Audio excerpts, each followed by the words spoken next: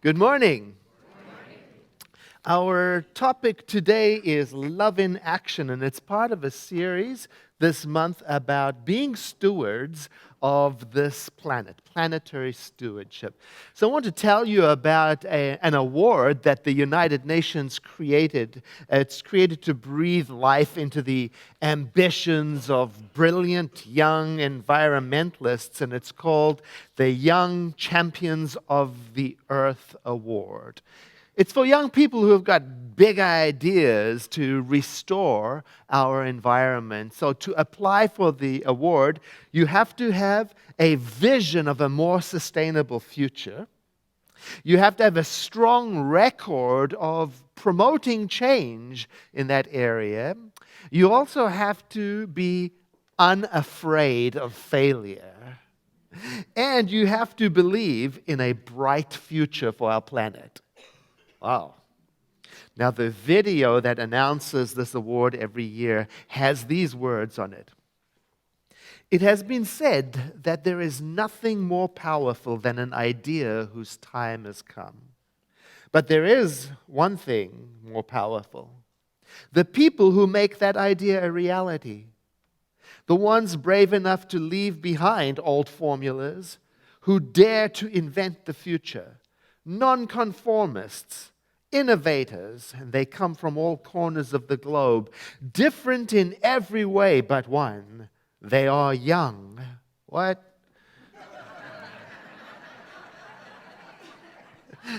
They are young and they know tomorrow belongs to those who can see beyond today. Well, as you can see, I tripped on the young part. And I know the UN is rightly focusing on young people. And, older people are busy too, addressing the environment, And before I made that claim, I thought I better research to see if that's true. Well, it is. There's an organization you may not know about. It is called Environmental Alliance for Senior Involvement. And it draws on the accumulated wisdom of elders. Their mission is to build, promote, and utilize the environment ethic, expertise, and commitment of older persons to expand citizen involvement in protecting and caring for our environment for present and future generations. And do you know, it is the largest senior environmental action network in the world. And it has programs, some of which are dear to me because they include intergenerational activities related to environmental awareness. It's not the only organization like that. There's Elder Climate Action. It's a project of Elder Action Network. There's the website. And their vision is we are grandparents, great aunts, and great uncles who care about the future for all children. As Elder Climate Action members, we are determined to do all we can to leave a sustainable planet for future generations. And I like that it seems that older people can also know that tomorrow is created by those who see beyond today. And isn't that one of the foundational teachings of our Center for Spiritual Living? The science of mind that we teach here says that is the creative power of a vision, no matter what age you are. And a vision must be larger than what is already possible. You have to look beyond a bright future. Our teaching, The Science of Mind, is a reminder to us that says, no matter what age you are, don't get too old to dream. Don't get too stuck in what is happening now that you lose hope. Don't get so comfortable that you forget to change along with all of life. Now that young person, the Young Champion of the Earth Award, it's looking for inspired problem solvers with big, bold ideas for the environment, for humanity, for the future. And each year the winners, the people who are selected, I should say, receive mentorship, training as well as funding. And the 2019 Young Champions of the Earth Awards are being considered right now. So I can't tell you who they are yet. I don't know. But I can tell you some of the people who have been champions of the earth. For example, in 2016, Afroz Shah, who you may have read about in social media on the news, because this young attorney, he spends every weekend picking up debris, plastic and waste along Mumbai in India, the most polluted beaches. Now, he is known as the man behind the world's largest beach cleaning project. That's what Afroz is known about. He started in 2015, by the way, with his 84-year-old neighbor, because they were just so frustrated about how much decaying stuff was washing up on the beach, along with the non-decaying plastics washing up the beach. So frustrated that they just decided to get started, just start picking up things.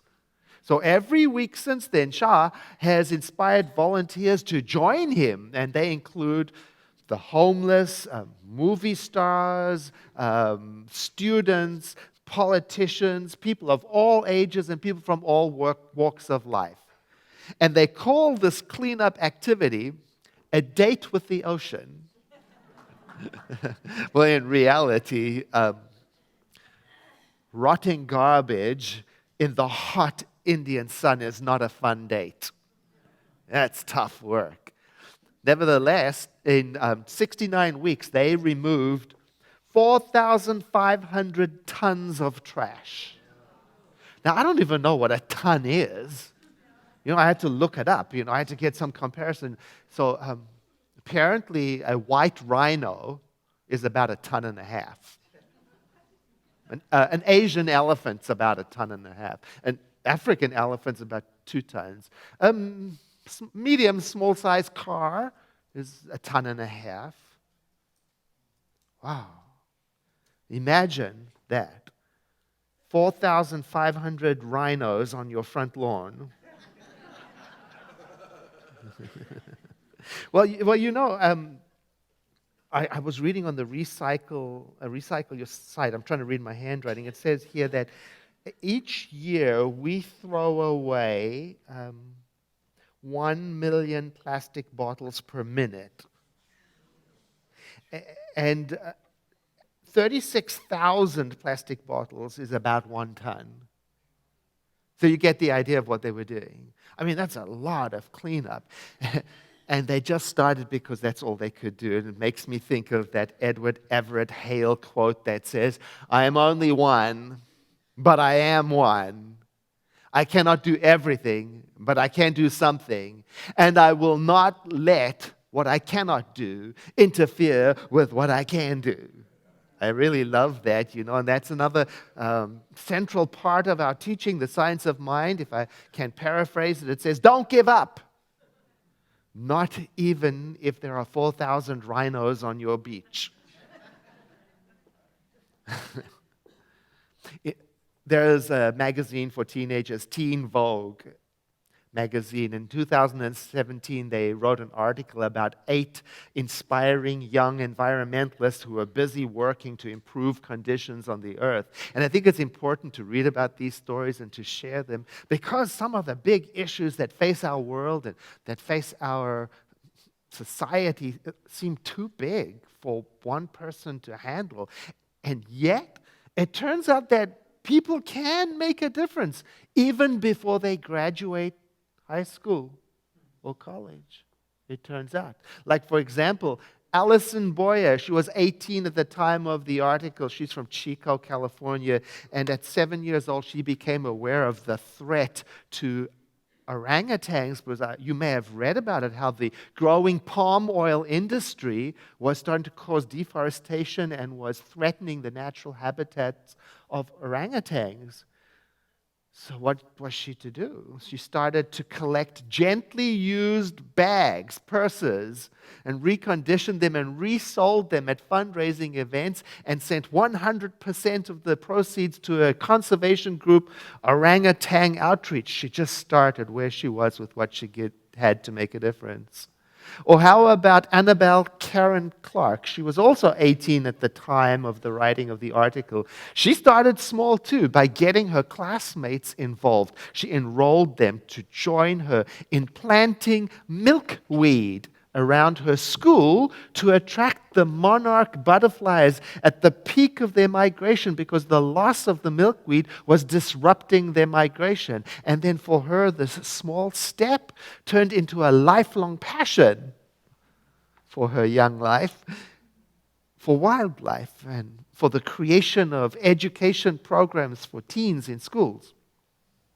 Or how about the surfer, Jackson Hindle? He was 17 when the article was written. He's from San Clemente in California, and he became aware of the problem, the long-lasting effect of plastic in our water. And the way he became aware of it, he was down in Panama on the Pacific side surfing when he realized there's so much plastic pollution that it hit him and it changed him forever. He became aware, as an American consumer, I'm part of this. And it was in that moment something shifted for him, and he became aware of his calling, his duty, say his dharma, to do something about it, to help change the way people identify themselves. So while he was still in school, he started an environmental club, which spread from California to Hawaii to even Canada and Washington,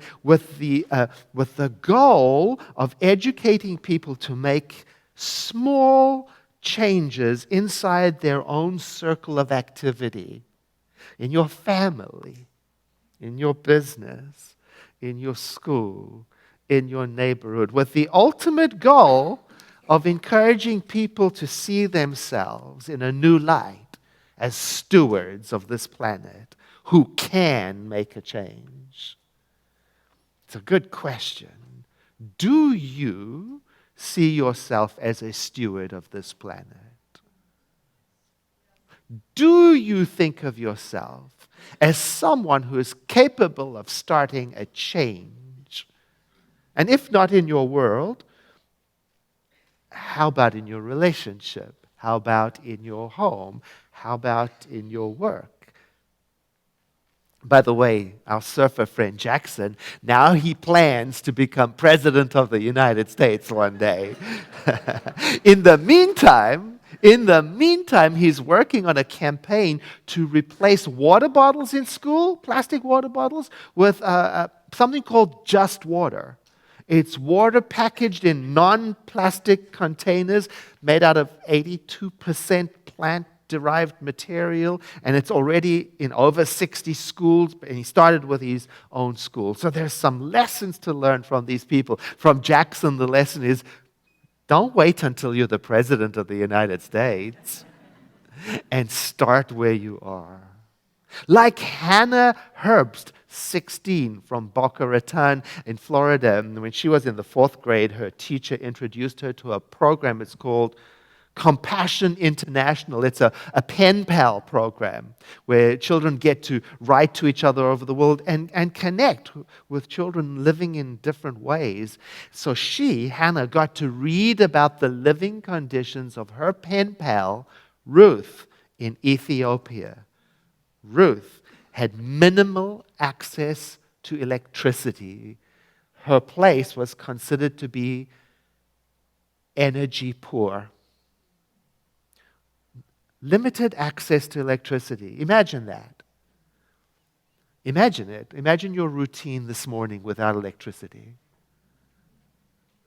So Hannah helped create a product called Beacon. It stands for Bringing Electricity Access to Countries Through Ocean Energy. It's a device that converts kinesthetic movement from any moving body of water into a source of usable electricity. And it can be used where people are having lack of energy access. And it's made from 90% recyclable materials. What lesson can I learn from Hannah? Learning about other people and other nations can open the compassionate heart, and the heart can dream up solutions. There's a lesson in that for me, a really important lesson. It's this, Edward. Don't be afraid to learn about the terrible things that are happening in the world. Don't be afraid. Don't be scared of learning about what is going on. Just remember what Mr. Rogers taught us. Look for the helpers, like Hannah, and then support them and talk about them and believe in them and let them inspire, and then let the world's bad news be your prayer list. Then there's also Celeste Tinahero. She was 21 at the time of the article. She was inspired to get involved with the environment by her big brother, who had already started a club at school called Eco Warriors. And with him, she was able to apply to Green Nevada for a grant, which they won. And with that grant, they were able to convert their school into a sustainable organization. And now she's the project manager for the education program in a nonprofit, designing school curriculum on sustainable living. That's thrilling and exciting. But what's most interesting is what she says. Don't hesitate and don't worry about funding. Work with a group of hard-working, willing, and determined people. Then create a compelling and efficient plan. The rest will follow. We can fight, she says, for all the issues that we are passionate about forever. But if we don't have an earth to survive us, none of it matters. Someone has to give our planet a voice. Okay, what are the lessons I can learn from Celeste? This one, and it's right in our Science of Mind teaching. Don't wait until you're perfect. Get going, and most importantly, get going with the business of raising your consciousness to the level of possibility thinking, because that has an energy of itself, the magical multiplying power of consciousness. And while you're doing that, give your planet a voice. The rest will follow. Here's another example you may have heard of. Jadev Payeng, because he's been in the news. He did something. He began when he was 16 years old, and he was a farmer, still is, part of a marginalized community in India. And he started planting trees because he started to find dead snakes in the deforested area. Trees come down, heat goes up, moisture disappears, the wildlife was suffering. So he just started planting trees. And he did so for 30 to 40 years, working to turn the tide on erosion. Planted thousands and thousands of trees. There's even a book for children about him, telling how he made a forest all by himself. It's called Jadev and the Tree Place. Yeah. By the way, side note, did you know that September 21st is Tree Planting Day? Just saying. Yeah. Did you know that there is an organization right here in our own backyard called Forest Unlimited? And their goal is, their vision, to protect, enhance, and restore the forests and watersheds of the North Bay. And they have tree planting events. And they're looking for tree planting volunteers of all ages. Yeah. Here's some statistics. 2011, their volunteers planted 1,000 redwood seedlings. 2012, they planted over 550 trees in the Grayton area. 2013, along with volunteers from the junior college, they planted 1,400 redwoods. 2016, they planted another 1,100 redwood seedlings in the Cazadero Hills. 2017, they acquired new property for reforesting and planted 1,600 trees. Yeah. So, what lessons can we learn from Jadev? Number one, you can do something even if you are part of a marginalized community. That's big. And two, plant a tree. Or pay for one to be planted. Even if you're the only one doing so. That video that introduces the young champions of the earth from the United Nations, here's some more words from its video.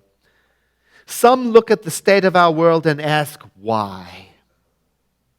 But we dream of what might be and ask, why not?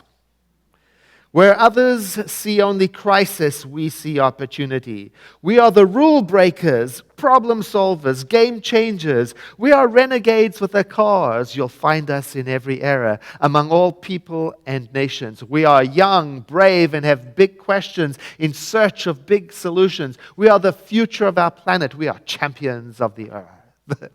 Look, they're looking for the next generation of environmental champions. But I noticed that line, they are looking for young minds. And that's where you and I can come in.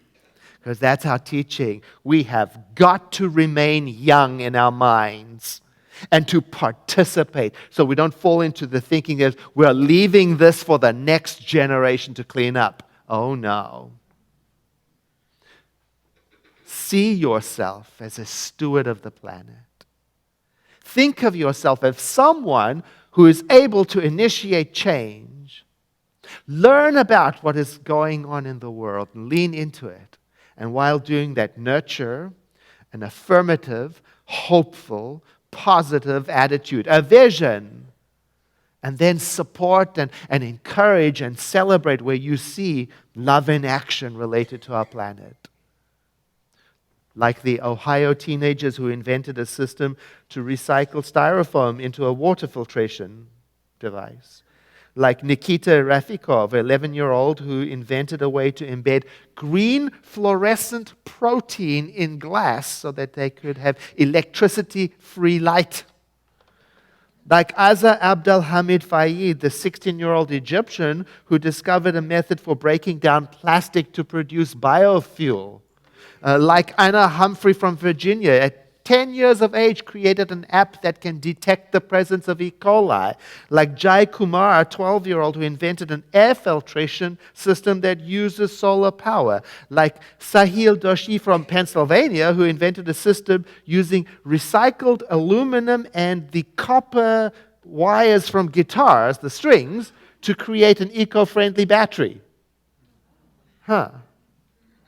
It's reminders for us. Life is reminding us, again, don't get too old to dream. Don't get so stuck in what is going on in the world that you forget to hope. And don't get so settled in your life that you forget to change. That's enough of the don'ts. Do remember that the power of your vision invokes an energy that is immense. Do remember to make your vision larger even than what is currently possible and available. In our teaching, we say, principle is not bound by precedent.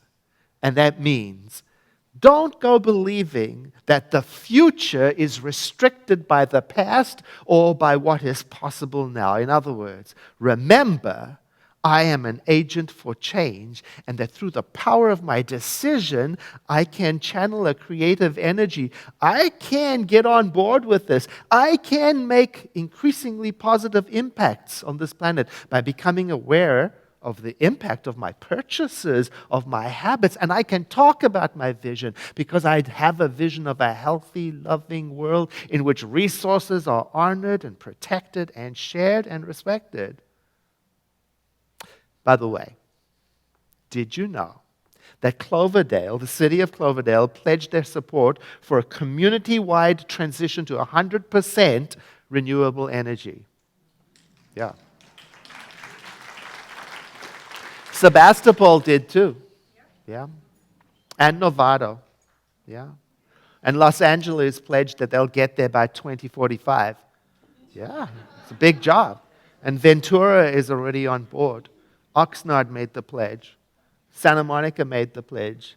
133 cities across the United States have said, yes, we are either starting or ready to start for a transition to 100% clean renewable energy. And I know this because it's on the Sierra Club web page. They've got a map there showing all the cities that have pledged. Yeah. I was looking for Santa Rosa. Yeah. I wonder what the city of Santa Rosa, I wonder where the city officials stand on that. You know? The Sierra Club recommends that you and I tell our leadership and our Congress members and our officials what our vision is and what we are interested in when it comes to our planet. And that's something we can do at any age, especially since we have been studying all year we've been studying how to stay rooted in spirituality and loving kindness and how to speak from a consciousness of unity and hope when engaging in social action. So we're ready. We're ready to have the conversation. So I invite you now to take a breath in with me and to exhale, letting your eyes close for a moment of silent contemplation.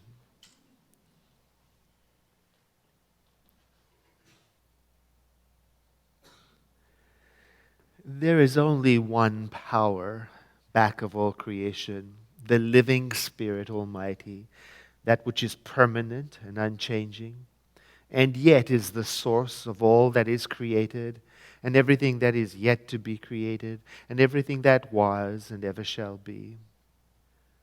Permanent, unchanging, and everywhere present. I identify myself as a creation of this living Spirit, as I identify everyone in the sanctuary in the same way, as well as this earth upon which we stand.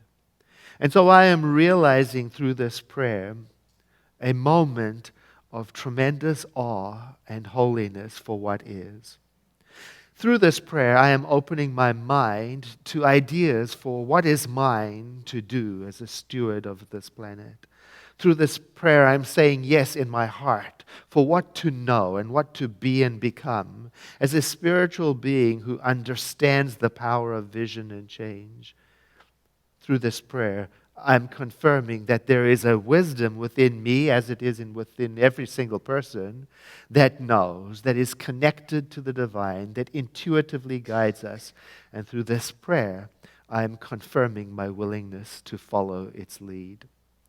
I'm filled up with a sense of rejoicing and expectation because I believe in the power of prayer, and I trust right now that something is moving and churning in the unseen side of life to prepare for me, for us, for everyone here, the wherewithal and the knowledge, also the inspiration and the means to fulfill our duty to this planet. And together we say, and so it is.